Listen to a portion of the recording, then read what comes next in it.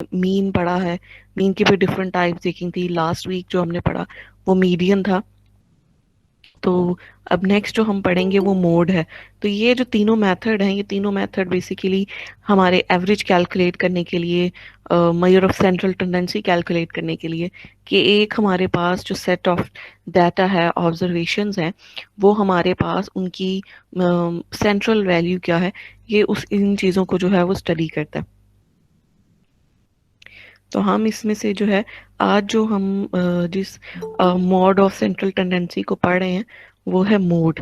आप सबने इसका मतलब नाम तो सुना ही होगा, लेकिन आज हम उसको जो है मजीद देखेंगे कि हम उसको डिटेल में उसको देखेंगे कि हम जैसे हमने मीडियन देखा कि हम मीडियन हम कैलकुलेट करते हैं from simple series, from simple frequency distribution, from group frequency distribution. ठीक है, यानी डिफरेंट टाइप्स ऑफ डाटा के लिए हमने स्टडी किया कि हम for different types of data हम किस तरह से मीडियन कैलकुलेट कर सकते हैं।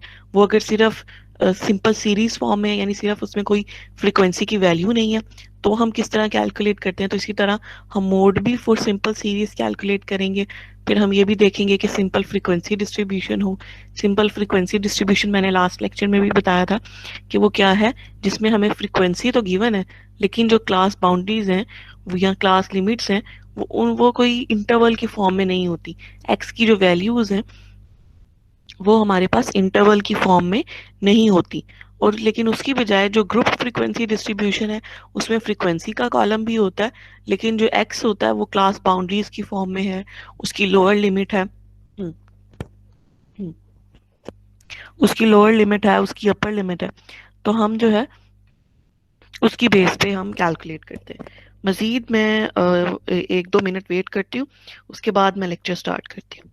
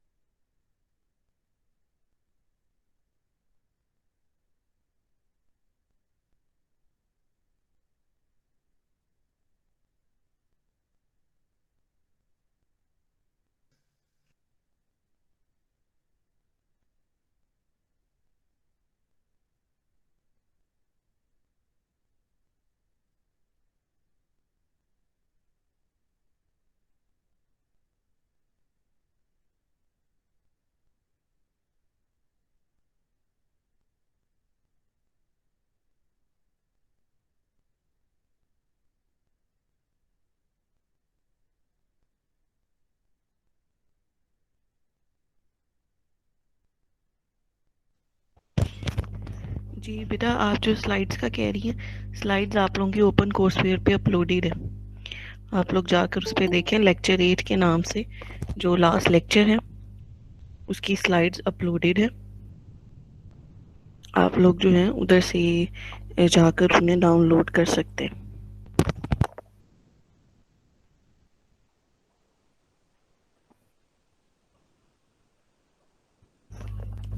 बाकी जो आज के लेक्चर की स्लाइड होंगी, ये जो भी आपको स्क्रीन पे शो हो रही हैं, वो फिर मैं आपको लेक्चर के एंड पे मैं प्रोवाइड कर दूंगी। जी, तो मैं आज का जो है अपना लेक्चर स्टार्ट करती हूँ। आप लोगों के जो भी क्वेश्चन होंगे वो आप लोग अपने साथ साथ अगर करना चाह रहे हैं तो आप चैट बॉक्स में लिख कर भेज दें। बीच में अपना माइक्रोफोन ऑन करके मत पूछिएगा, क्योंकि लेक्चर डिस्टर्ब होगा। अगर कोई आपको लगता है कि इसी टाइम आपने आंसर करना चाह रहे हैं क्वेश्चन, तो आप चैट बॉक्स में लिख कर भेज दें। फिर जब मैं उसको लेक्चर को एंड कर लूँगी तो फिर मैं चैट बॉक्स से आपका क्वेश्चन का आंसर दे दूँगी, या फिर कहूँगी कि अब आप अपना माइक्रोफोन ऑन करें, आप बताएं आपका क्या क्वेश्चन है। ठीक है, तो बीच में डिस्टर्ब ना करें, पहले लेक्चर एक दफ़ा सुन लीजिएगा। जी, तो सबसे पहले मैंने आपको अभी इंट्रोडक्शन में बताया कि हम मेजर ऑफ सेंट्रल टेंडेंसी का मेथड है मोड, कि इससे हम एवरेज कैलकुलेट कर सकते हैं। मोस्ट जो कॉमन मेथड है वो हमारे पास मीन है। मीन में भी हम अरिथमेटिक मीन के थ्रू हम ज़्यादातर कैलकुलेट करते हैं। आप आम भी जैसे आपने अगर अपने मार्क्स की भी एवरेज निकालनी होती है तो आप मोड या मीडियन को यूटिलाइज नहीं करते बल्कि आप मीन यूज़ करते हैं। ठीक है, इसी तरह बहुत से दूसरे मेथड्स में भी बहुत सी दूसरी उसके लिए भी हम जो यूटिलाइज करते हैं वो हमारे पास मीन होता है। लेकिन एक ये मेथड है जिसे हम यूटिलाइज कर सकते हैं मोड, जिसे हम कैलकुलेट करने के लिए। तो मोड क्या है बेसिकली?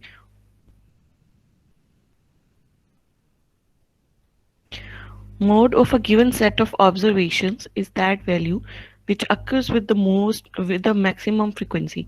यानी मोड हमारे पास वो वैल्यू है जो कि हमारे अगर हमें जो भी जितने भी ऑब्जर्वेशन गिवन है, जैसे 100 ऑब्जर्वेशन है, 1000 ऑब्जर्वेशन है, यानी डाटा तो आपके पास डिफरेंट नंबर ऑफ ऑब्जर्वेशन पर कंसिस्ट कर सकता है। तो उसके लिए जो आपके पास जो वो वैल्यू या वो पॉइंट या वो डाटा सेट जिसकी वैल्यू मैक्सिमम टाइम रिपीट होगा, वो वैल्यू जो है हमारे पास कहलाती है मोड।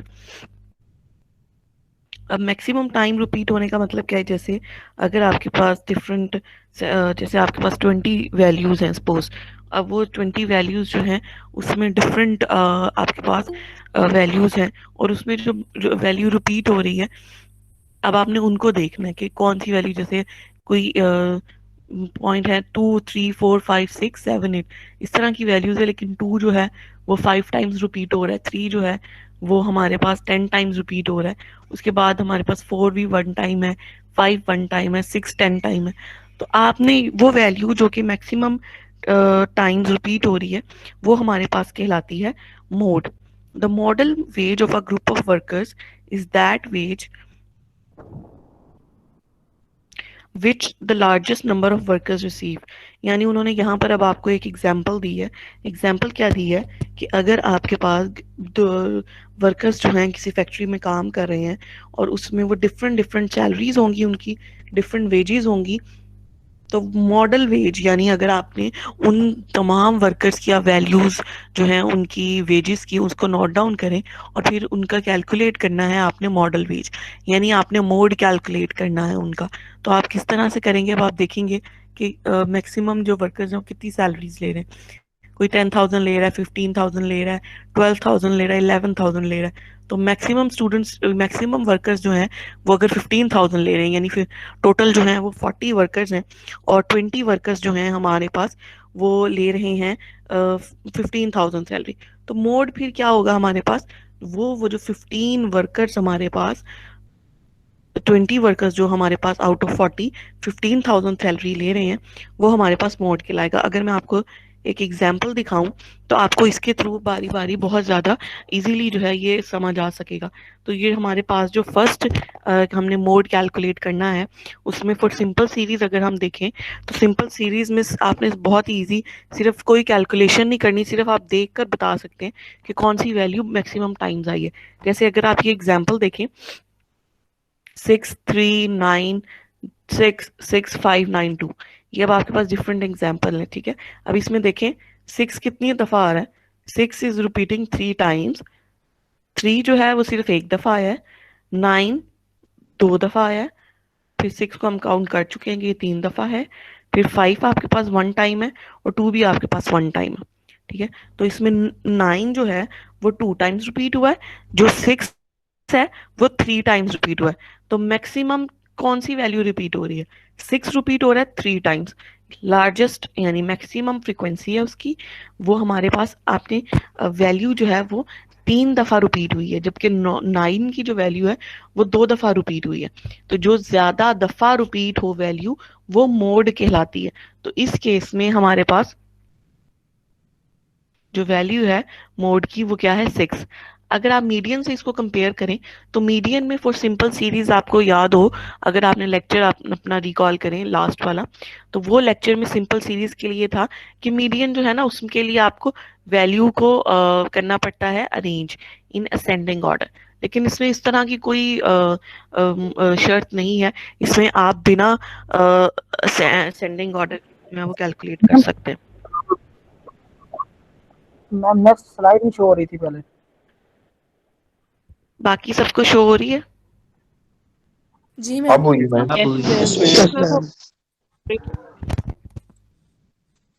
मैम पहले नहीं हो रही थी, अब हो रही है।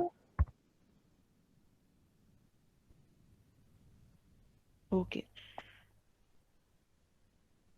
मैं फिर से बता देती हूँ।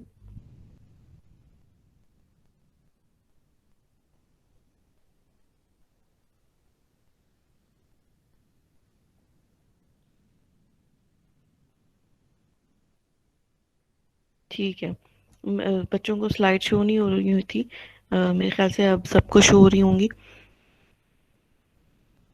Yes ma'am. जी, तो मैं बता रही थी कि सिंपल सीरीज जो है वो उसमें हमारे पास हम देखते हैं कि मैक्सिमम टाइम्स कौन सी वैल्यू रिपीट होती है। तो ये जो एग्जांपल आपके सामने एक लिखी गई है, छोटा सा मैंने डाटा सिर्फ समझाने के लिए लिखा है कि ये वैल्यू है हमारे पास 639665592, ये हमारे पास सेट ऑफ ऑब्जर्वेशंस हैं। ठीक है, अब ये जो सेट ऑफ ऑब्जर्वेशंस हैं इसमें अगर आप देखें तो 6 हमारे पास 3 टाइम्स आ रहा है, 3 देखें, 3 हमारे पास सिर्फ एक ही दफा है सेट में, 9 हमारे पास 2 दफा है सेट में, 5 भी एक ही दफा है और 2 भी एक ही दफा है सेट में। ठीक है, तो इसमें जो मैक्सिमम टाइम्स जो वैल्यू आ रही है वो क्या है, वो है 6। ठीक है, वो 3 टाइम्स आ रही है, 9 2 टाइम्स आ रहा है। तो जो वैल्यू ज्यादा दफा रिपीट होती है वो हमारे पास मॉड कहलाती है। फिर मैं ये बता रही थी कि अगर इसको हम मीडियन से कंपेयर करें तो मीडियन में फॉर सिंपल सीरीज ये शर्त होती है कि आपने उसको सेट को, वैल्यूज को, ऑब्जर्वेशंस को आपने इन असेंडिंग ऑर्डर आपने उन्हें प्लेस करना होता है। यानी आपने मीडियन कैलकुलेट करने से पहले आप उसे जी सेट करें इन असेंडिंग ऑर्डर, अपने डाटा को अरेंज करें। लेकिन मोड के केस में ये जरूरी नहीं होता, आप जो है इजीली आपने क्योंकि सिर्फ काउंट करना है तो इसमें कोई आपके पास अरेंजमेंट का ख्याल रखने की जरूरत नहीं होती। नेक्स्ट है कि अगर आपने मोड कैलकुलेट करना हो फॉर सिंपल फ्रीक्वेंसी डिस्ट्रीब्यूशन तो आप किस तरह से कैलकुलेट कर सकते हैं। Mode can be determined bye inspection only, यानी इस केस में भी जिस तरह आपने फॉर सिंपल सीरीज देखा है उसी तरह इस केस में भी ये नहीं जरूरी कि आपको जो है कोई कैलकुलेशन चाहिए होगी। जैसे अभी हमने फॉर सिंपल सीरीज देखा, सिर्फ काउंट करके आप बता सकते हैं कि ये मोड है। इसी तरह फॉर सिंपल फ्रीक्वेंसी डिस्ट्रीब्यूशन भी सिर्फ देखकर ऑब्जर्व करके आप बता सकते हैं, इसमें किसी किस्म की कैलकुलेशन इन्वॉल्व नहीं है। अभी एग्जांपल बताती हूँ, उससे क्लियर हो जाएगा। It is that value of the variable which corresponds to the largest frequency. और आप किस तरह से बता सकते हैं कि कौन सी वैल्यू मोड है in case of simple frequency distribution. इस केस में ये बताता है कि जो लार्जेस्ट फ्रीक्वेंसी, क्योंकि सिंपल फ्रीक्वेंसी डिस्ट्रीब्यूशन में एक्स की वैल्यूज होंगी और एफ की वैल्यूज होंगी, तो जो लार्जेस्ट फ्रीक्वेंसी होगी आपके पास वो आपके पास उसके अगेंस्ट जो एक्स की वैल्यू होगी। अच्छा, एक ईशा आपका क्वेश्चन है कि दो वैल्यूज जो हैं अगर इक्वल टाइम्स रिपीट हो रही हों, तो अगर दो वैल्यूज इक्वल टाइम्स रिपीट हो रही हों तो वो क्या करेंगे आप उसे दोनों वैल्यूज फिर आपका मोड होगा। ठीक है, दोनों वैल्यूज ही मोड कहलाएंगी। अगर जैसे अभी हमने देखा है कि 6 3 टाइम्स है, अगर 9 भी 3 टाइम्स ही होता तो क्या होना था, फिर 6 भी मोड है और 9 भी मोड है। आंसर में आप कॉमा लगा के लिखेंगे 6, 9 are mode values, 6 and 9 are mode, इस तरह कुछ भी आप लिख सकते हैं। ठीक है,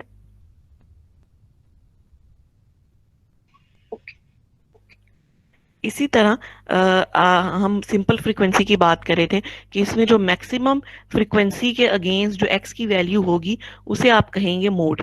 मैक्सिमम फ्रीक्वेंसी को नहीं मोड कहना, आपने मैक्सिमम फ्रीक्वेंसी के सामने जो एक्स की वैल्यू होगी वो एक्स की वैल्यू आपके पास क्या कहलाएगी, मोड। एग्जाम्पल देखते हैं ताकि क्लियर हो जाए।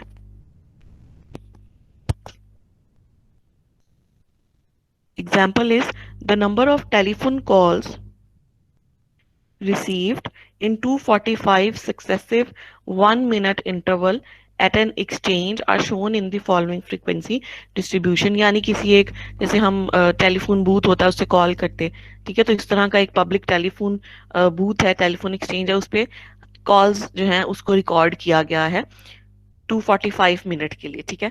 तो अब नंबर ऑफ कॉल्स बता रहे हैं कि कितनी कितनी आई हैं, 0 1 2 3 4 5 6 7, ये आप नंबर ऑफ कॉल्स, ये एक्स है, और फ्रिक्वेंसी उनके गिर्द बताई गई है कि फ्रिक्वेंसी 14 है, 21 है, 25 है। तो ये एक डाटा गिवन है। तो हमने अभी ये जो लास्ट स्लाइड है, ये वाली जो स्लाइड थी, इसमें हमने अभी देखा कि it is that value of the variable which corresponds to the maximum frequency. तो यानी अब आपने आपकी जो एग्जाम्पल है उसमें आपने ये देखना है कि मैक्सिमम फ्रीक्वेंसी कौन सी है, 14, 21, 25, 43, मैम नेक्स्ट 51। स्लाइड शो नहीं हो रही। ये क्या इशू आ रहा है जी? अब एग्जाम्पल शो हो रही है? Yes ma'am. यस मैम अब हो रही है। Yes ma'am. यस मैम हो गई है। नहीं उस्मान, आप कह रहे हैं कि जो मीडियन की तरह हम इन दोनों वैल्यूज का एवरेज नहीं निकाल सकते अगर दो वैल्यूज रिपीट हो रही है? नहीं, आपने एवरेज नहीं निकालना, आपने क्या करना है, आपने उसे सिर्फ लिखना है कि 6 भी आपके पास, 9 भी, बेशक 3 वैल्यूज हैं, 4 वैल्यूज हैं, जितनी भी आपके पास मोड में वैल्यूज मैक्सिमम टाइम में रिपीट होंगी आप उसे लिखेंगे, उनका एवरेज नहीं निकालना मीडियन की तरह, वो सिर्फ मीडियन के केस में है। ओके, तो इसमें स्लाइड में मैं आपको बता रही थी कि मैक्सिमम फ्रीक्वेंसी आपने देखनी है। तो ये जो जितनी भी वैल्यूज गिवन है, 14, 21, 25, 43, 51, 40, 39 एंड 12, इस सब में जो मैक्सिमम वैल्यू है वो कौन सी है? वो है 51, ठीक है। Maximum frequency is 51। तो उसके अगेंस्ट जो एक्स की वैल्यू है विच इज 4, तो मोड हमारे पास क्या आएगा? 4, क्योंकि in case of simple frequency distribution हम किस तरह से कैलकुलेट करते हैं? हम कैलकुलेट करते हैं जो मैक्सिमम फ्रीक्वेंसी गिवन है विच इज 51, उसके अगेंस्ट जो कॉरस्पॉन्डिंग एक्स की वैल्यू है वो हमारे पास कहलाती है मोड। तो इस केस में हमारे पास जो मोड है ये है 4। यहां तक सबको क्लियर है? किसी का कोई क्वेश्चन है यहां तक तो मुझसे पूछ लें। Yes ma'am. क्लियर है।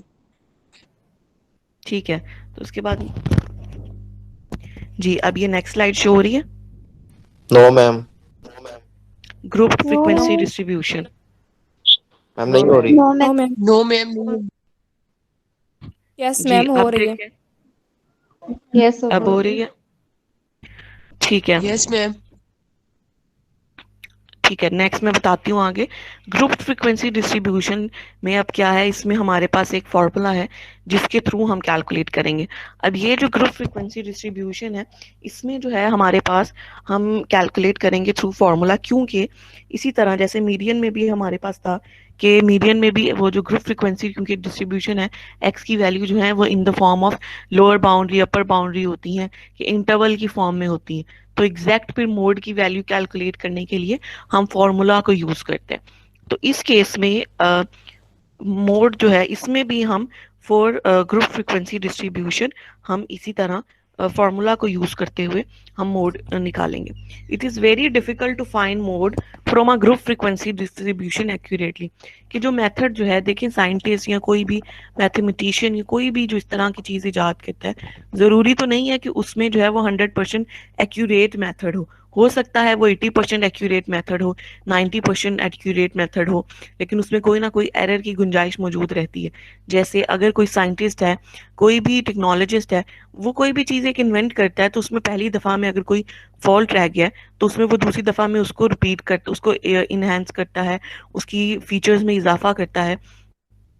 आप कोई भी इन्वेंशन ले लें, वो आहिस्ता आहिस्ता जो है वो तरक्की की तरफ जाती है, आगे आगे बढ़ती जाती है। तो इसी तरह कोई एक मेथड है तो ज़रूरी नहीं है कि वो एक बहुत ही एक्यूरेट मेथड हो सकता है वो एक्यूरेट मेथड हो एक स्पेसिफिक कंडीशन में, लेकिन किसी दूसरे केस के लिए वो इतना एक्यूरेट ना हो। तो इसी तरह ये है कि ये डिफ़िकल्ट तो है मोड कैलकुलेट करना, लेकिन ये है, मतलब मेथड डिफ़िकल्ट नहीं है, लेकिन उसकी इम्प्लीमेंटेशन के आपके पास उसका एक्यूरेट होना, उसका एक्यूरेसी जो है वो थोड़ी कॉम्प्रोमाइज है, कि आपस में मैथमेटिशियंस का थोड़ा सा इख्तलाफ हो सकता है कि भाई ये एक्यूरेट मेथड है या नहीं है कैलकुलेट करने का, इस चीज़ पर इतराज़ है। बाकी कैलकुलेट करना इज़ ईजी, उसकी अभी आप देखेंगे सिर्फ फार्मूला में आपने वैल्यूज पुट करनी है, कोई मेथड इतना डिफिकल्ट नहीं है कैलकुलेट करने का, लेकिन उसकी एक्यूरेसी पे लोगों का इतना इत्तेफाक नहीं है।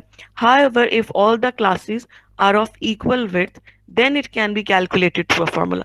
तो इसकी एक्यूरेसी जो है उसका एक उन्होंने कहा है कि क्यों कह रहे हैं हम कि इतना एक्यूरेट ये क्यों नहीं हो सकता, क्योंकि अगर अगर आपके पास जो एक्स की वैल्यूज हैं इंटरवल की फॉर्म में होंगी ना ग्रुप फ्रीक्वेंसी की केस में, 0 to 10, 10 to 20, 20 to 30, 30 to 40, अब ये जो मैं आपको बता रही हूँ ये इक्वल विड्थ के साथ है, इन सब में 10 का डिफरेंस है। 0 to 10 में विड्थ क्या है 10, 10 to 20 में विड्थ क्या है 10, 20 to 30 में विड्थ क्या है 10। लेकिन इसकी बजाय अगर डाटा हो कुछ इस तरह से 0 to 10, 10 to 30, 30 to 60, 60 to 90, 90 to 1, अब इसमें आप देखिए ये जो मैं वैल्यूज बता रही हूँ इसमें बहुत ज्यादा आपके पास डिफरेंस है, ठीक है, इसमें अब विड्थ सेम नहीं है।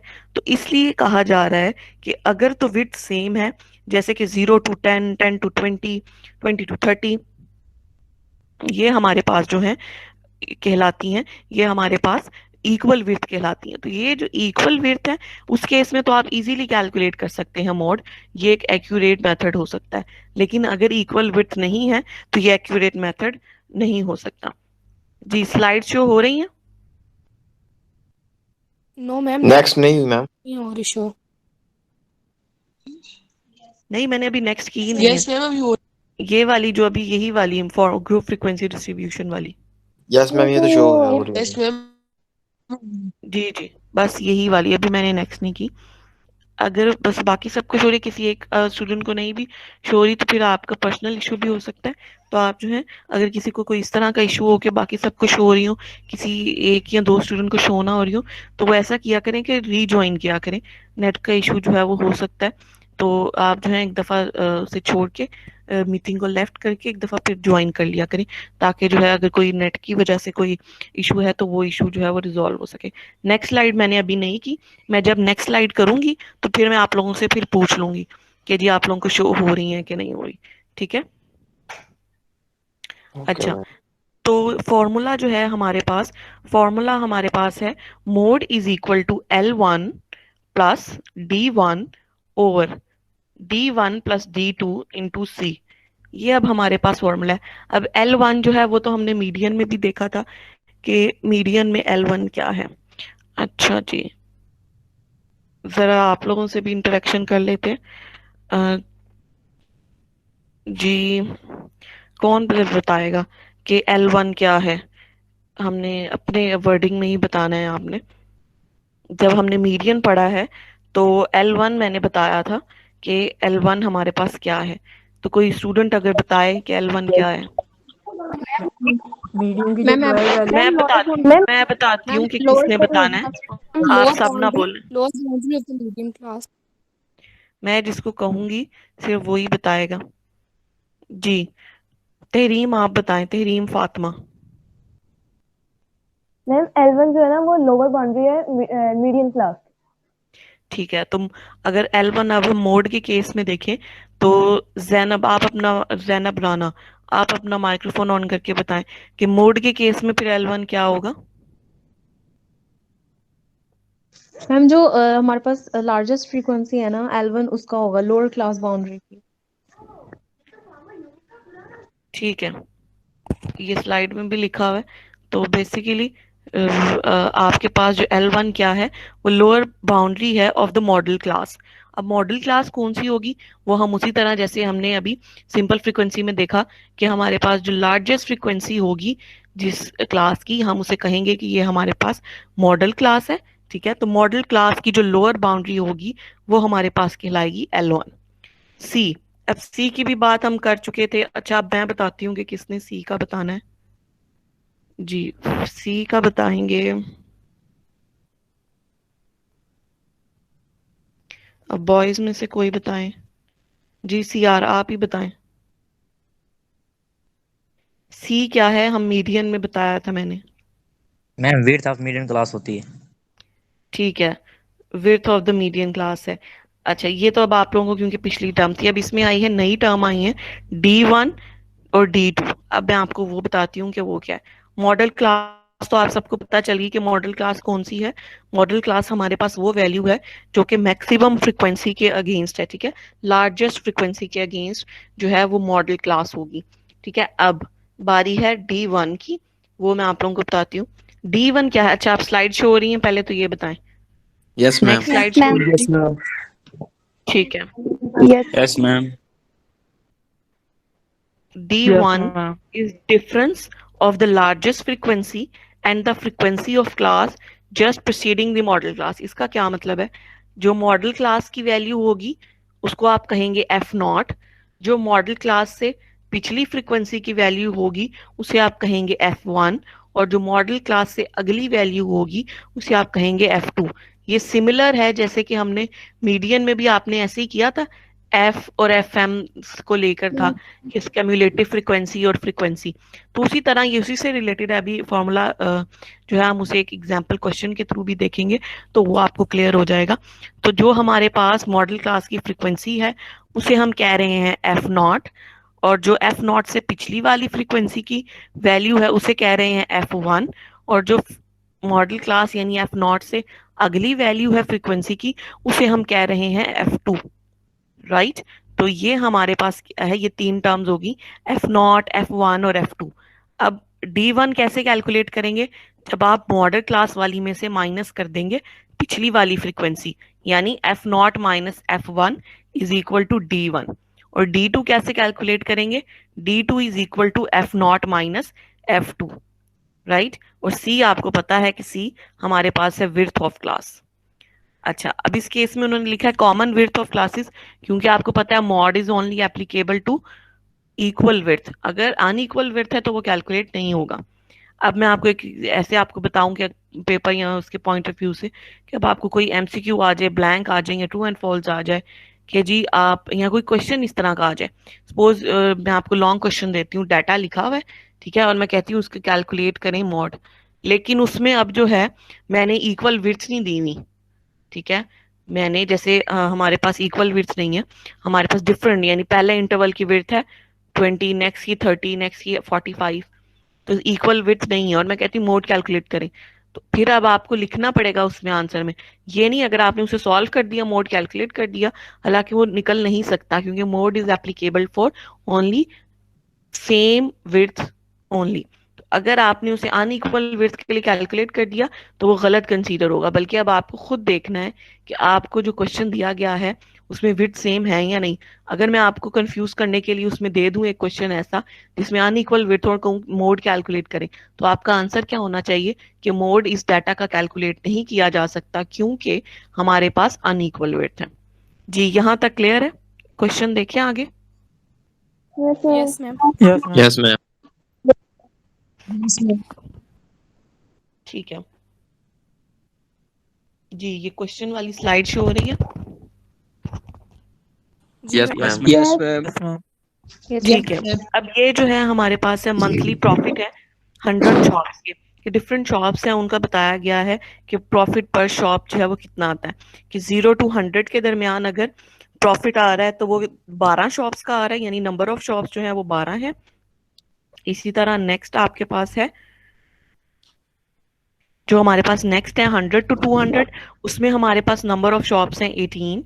इसी तरह अगर 200 to 300 रुपीज है तो उसमें हमारे पास नंबर ऑफ शॉप्स है 27, एंड सो ऑन। आपको डिफरेंट डाटा गिवन है और इसका आपको क्या क्या करना है, इसका आपको मोड कैलकुलेट करना है।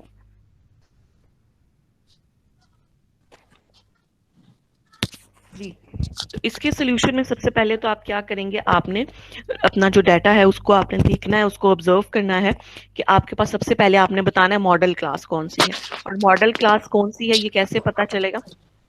अपने माइक्रोफोन जो है वो ऑफ रखें, किसका माइक्रोफोन ऑफ ऑन है।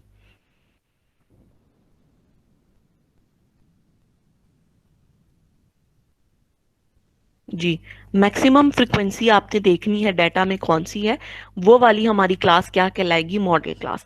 तो अगर आप इस क्वेश्चन में देखें तो मैक्सिमम फ्रीक्वेंसी इज 27, सो उसके अगेंस्ट ये हमारे पास 200 to 300 is model 27 class, right. ये हमारे पास फर्स्ट स्टेप है। उसके बाद अब क्या करेंगे, अब आपके पास मॉडल क्लास आ गई, अब आपने बताना है कि F0, F1 और F2 कौन कौन सी वैल्यूज है, राइट। जी, अब ये मैं नेक्स्ट स्लाइड मैंने की है, F0, F1 और F2 इसमें बताया गया है कि वो कौन सी वैल्यूज हैं। अब इसमें अगर आप देखें तो 27 हमने बताया कि मैक्सिमम फ्रीक्वेंसी है, तो ये हमारे पास F0 के लाएगा, ठीक है। फिर मैंने आपको कहा था कि जो F0 से पिछली वाली वैल्यू है वो हमारे पास होती है F1, और इसी तरह जो F0 से नेक्स्ट फ्रीक्वेंसी की वैल्यू होती है वो है F2। यानी आपने पहला स्टेप क्या था, मॉडल क्लास आइडेंटिफाई करना। आपने मॉडल क्लास आइडेंटिफाई कर ली कि maximum frequency is 27, so 200 to 300 is model class. फिर आपने आइडेंटिफाई करना है कि F0, F1 और F2 की क्या वैल्यूज हैं, आपने वो भी बता दी कि F0 is 27, F1 is 18 and F2 is 20।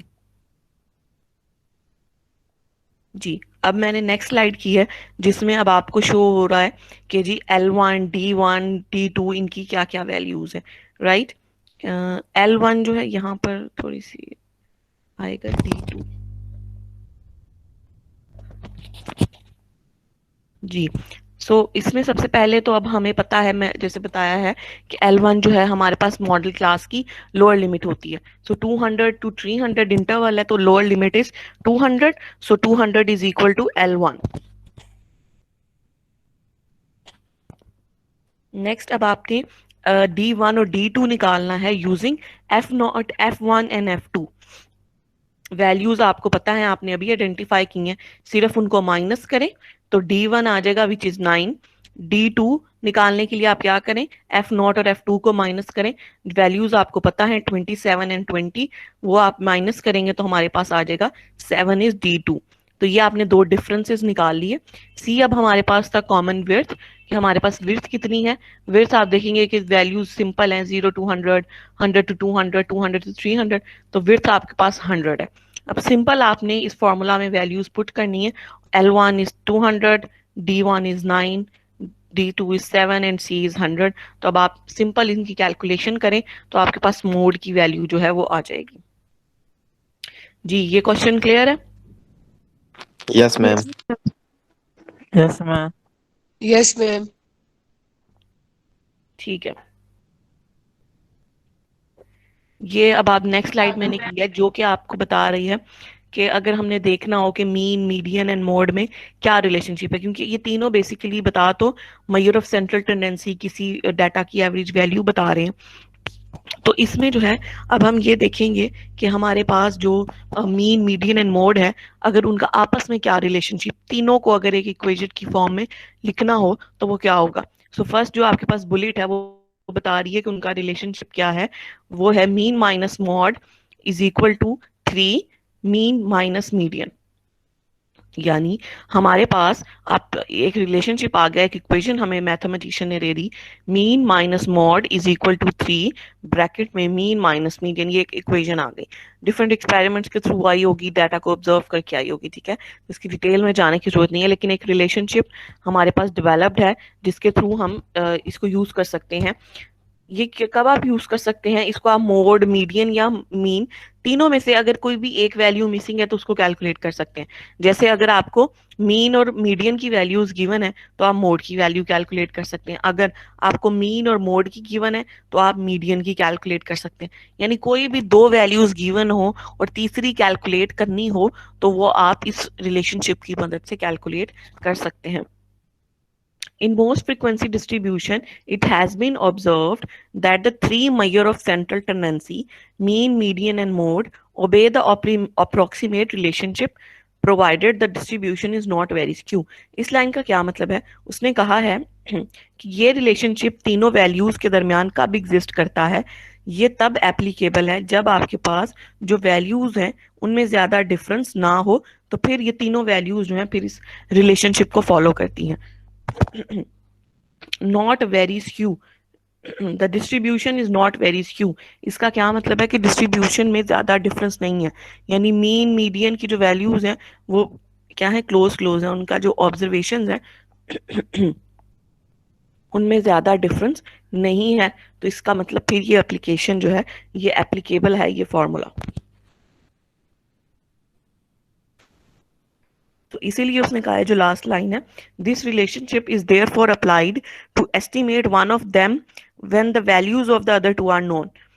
अगर दो की वैल्यूज पता है तो आप तीसरे की वैल्यू कैलकुलेट कर सकते हैं। किस तरह से, क्वेश्चन के थ्रू देखते हैं जी। ये मैंने नेक्स्ट स्लाइड की है जिसमें क्वेश्चन है हमारे पास, arithmetic mean is equal to 26.8, median is equal to 27.9।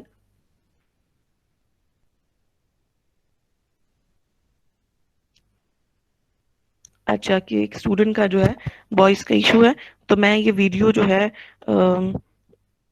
फिर इसकी अगर अपलोड हो सकेगी, ये जो मैं रिकॉर्डेड लेक्चर की, तो फिर मैं ये अपलोड कर दूंगी इन केस अगर किसी स्टूडेंट का इशू हो जी। तो arithmetic mean is equal to 26.8, median is equal to 27.9। What is the value of mode? तो इसमें अब आपको दो वैल्यूज गिवन है, थर्ड का जो है अब आप इजीली कैलकुलेट कर सकते हैं। किस तरह से, आप ये फॉर्मूला लगाएं, मीन की वैल्यू गिवन है, मीन की जगह उसकी वैल्यू लिख दी 26.8, मोड हमें पता नहीं है, हमने फाइंड आउट करना है, तो हम मोड की जगह मोड ही लिखा रहने देंगे। नेक्स्ट अब आपके पास फॉर्मूला में है मीन माइनस मीडियन, उसकी वैल्यूज लिखनी। उसके बाद अब आपके पास जो राइट हैंड साइड पे 26.8 माइनस 27.9 है, इसको सॉल्व करें तो आपके पास वैल्यू आएगी -1.1। इसको मल्टीप्लाई करें 3 के साथ तो इट विल गिव -3.3। नेक्स्ट अब आपने क्योंकि मोड की वैल्यू कैलकुलेट करनी है तो उसे आप राइट साइड पे ले आए, वो प्लस मोड हो जाएगा, और इसी तरह -3.3 है तो वो भी +3.3 हो जाएगा। तो इनको आप कैलकुलेट करके आप इजीली जो है मोड की वैल्यू फाइंड आउट कर सकते हैं। सो बेसिकली ये हमारे पास फॉर्मूला है जिसकी मदद से अगर कोई दो वैल्यूज गिवन है तो आप थर्ड वाले की वैल्यू कैलकुलेट कर सकते हैं। इसी तरह अभी जैसे इस क्वेश्चन में मीन और मीडियन की गिवन है तो आपने मोड कैलकुलेट किया है, हो सकता है किसी क्वेश्चन में आपको मीन और मोड गिवन और आपको मीडियन कैलकुलेट करना, तो इस तरह से ये पॉसिबल है। नेक्स्ट, अब ये जो स्लाइड है, ये जो मैं अभी स्क्रीन पे आपको शो हो रही होगी, ये प्रैक्टिस क्वेश्चन की है। इसमें आप सबने जो है खुद से ये आपने सॉल्व करने हैं क्वेश्चन ताकि आप लोगों की प्रैक्टिस हो सके। ये जो है आपके पास फर्स्ट क्वेश्चन, इसमें आपने मॉडल वेज फाइंड आउट करनी है, यानी आपने मोड ही कैलकुलेट करना है। लेकिन एक इसमें क्या है, वेजेस जो हैं वो आपके पास अगर आप देखें 50 to 59, 60 to 69, इनमें जो इंटरवल है, ठीक है, जैसे ये आपके पास सेम नहीं है तो आपने पहले इनको सेम करना है। इंटरवल से मुराद इंटरवल नहीं बल्कि लोअर और अपर बाउंड्री सेम नहीं है। जैसे 50 to 59 है ना, नेक्स्ट वैल्यू ऑफ 59 से स्टार्ट होनी चाहिए थी, वो नहीं है, वो 60 से स्टार्ट हो रही है। तो इसका क्या मतलब है कि अब आपको इनकी खुद से निकालनी पड़ेंगी, क्लास बाउंड्रीज फाइंड आउट करनी पड़ेंगी, क्योंकि ये formula is only applicable for class boundaries. क्योंकि अगर आप देखें, मैं आपको पिछली स्लाइड शो करवाती हूँ जिसमें हमने कैलकुलेट किया है, ये वाला देखें अगर आप, तो इसमें आप देखें 0 to 100, 100 to 200 सिमिलर है ना, फर्स्ट की अपर बाउंड्री सेकंड की लोअर बाउंड्री से मैच कर रही है, ठीक है। लेकिन जो अब प्रैक्टिस क्वेश्चन है, प्रैक्टिस क्वेश्चन में ऐसा नहीं है, तो इस तरह का क्वेश्चन भी आपको आ सकता है। इसलिए मैंने आपको ये प्रैक्टिस क्वेश्चन दिया है कि अब इसमें सेम नहीं है तो आपको क्लास बाउंड्रीज खुद फाइंड आउट करनी है। क्लास बाउंड्रीज फाइंड आउट करें, फिर वो एक्स की वैल्यूज होंगी, फिर उसकी मदद से आप मोड वाला फॉर्मूला लगाएं और फिर आप कैलकुलेट करेंगे। Next second practice question is, अब इसमें डायरेक्ट आपको क्लास बाउंड्रीज गिवन है 10 to 30, 30 to 50, 50 to 70, ठीक है। तो इसमें अब आप फिर डायरेक्ट मोड कैलकुलेट कर सकते हैं, ठीक है। इसमें आप डायरेक्ट फॉर्मूला अप्लाई कर सकते हैं। बस आपने ये देखना है कि डिफरेंस विड्थ का सेम है या नहीं। अगर विड्थ सेम है तो फिर आप डायरेक्टली कैलकुलेट कर सकते हैं। यानी आपने क्लास बाउंड्रीज देखनी है कि क्लास लिमिट्स गिवन है या क्लास बाउंड्रीज गिवन है। सेकंड आपने ये देखना है कि विड्थ इक्वल है या नहीं है, और अगर दोनों आपके पास कंडीशन मौजूद है फिर आप उन्हें कैलकुलेट कर सकते हैं mode. Third practice question is, कि आपने मीन मोड आपको गिवन है, अब यही वाला फॉर्मूला अभी जो आपको प्रोवाइड हमने लास्ट क्वेश्चन सॉल्व किया है उसकी मदद से आपने अब उसकी मदद से मीडियन कैलकुलेट करना है। ये 3 प्रैक्टिस क्वेश्चन है, ये आप सबने जो है आप खुद सॉल्व करने हैं। कोई इसमें प्रॉब्लम होगी तो हम फिर नेक्स्ट लेक्चर में इसको डिस्कस करेंगे। सबके पास अपने अपने सॉल्व हो, मैं किसी से भी क्वेश्चन का जो है आंसर पूछ सकती हूँ, आपसे पूछूंगी कि जी किस तरह कैलकुलेट किया है, अपना जो आपने सॉल्व किया है उसका आंसर बताएं। तो सबने इसकी प्रैक्टिस जरूर करनी है। कोई कंफ्यूजन होगी तो मैं नेक्स्ट लेक्चर में ही बताऊंगी कि आप लोगों को अगर आपने सही से सॉल्व किया है या नहीं किया। Okay ma'am. जी ओके मैम। आज का जो है आपका लेक्चर यहीं तक था। अगर इससे रिलेटेड या लास्ट लेक्चर से रिलेटेड अभी भी किसी का कोई क्वेश्चन है तो आप लोग पूछ सकते हैं। आई होप मीडियन भी